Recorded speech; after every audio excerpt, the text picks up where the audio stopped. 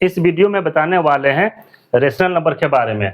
Class 8 के first chapter में आप देखेंगे रेशनल नंबर, ठीक है ना। तो बताएंगे कि रेशनल नंबर होता क्या है। देखिए, इसको समझने का कोशिश कीजिए।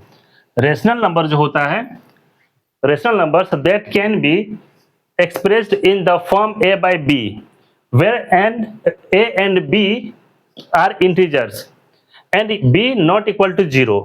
मतलब यहाँ पे a by b के फॉर्म में रेशनल नंबर को लिख सकते हैं और b जो है 0 नहीं होना चाहिए, ठीक है।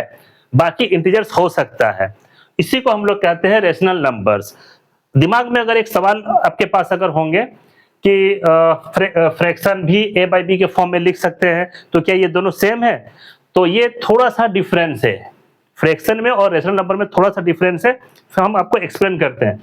जैसे यहाँ पे डिफरेंस में आप देख सकते हैं कि numbers that can be expressed in the form a by b where a and b are integers. देखिए यहाँ पे क्या दिया हुआ है, इंटीजर्स दिया हुआ है, यानी कि इंटीजर्स होते हैं। जबकि जो फ्रैक्शन होते हैं ना, वो इंटीजर्स हम नहीं बोल सकते, क्योंकि इंटीजर्स में माइनस और प्लस दोनों ही नंबर हो जाता है, यानी कि -1 को भी इंटीजर्स कहेंगे, +1 को भी इंटीजर्स कहेंगे। लेकिन फ्रैक्शन में क्या होता है ना कि a by b पॉजिटिव ही रहेगा जी। यहाँ पे b जो है कि 0 नहीं होगा फ्रैक्शन में भी, लेकिन a by b में अगर जैसे 1/2 लिखेंगे तो -1/2 अगर बोलेंगे तो वो रेशनल हो जाएगा, फ्रैक्शन नहीं। फ्रैक्शन में क्या होता है कि सिर्फ पॉजिटिव होती है। आई होप समझ में आ गया होगा। अब यहाँ पे देखते हैं जो रेशनल नंबर दो तरीके से हो सकते हैं, positive rational number and negative rational numbers.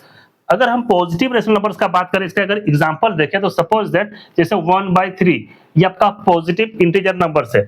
अगर हम देंगे -2/-5, याद रखिएगा ये भी आपका पॉजिटिव इंटीजर नंबर है। अगर ऊपर नीचे अगर माइनस अगर है पॉजिटिव है, अगर नहीं है तो भी पॉजिटिव है।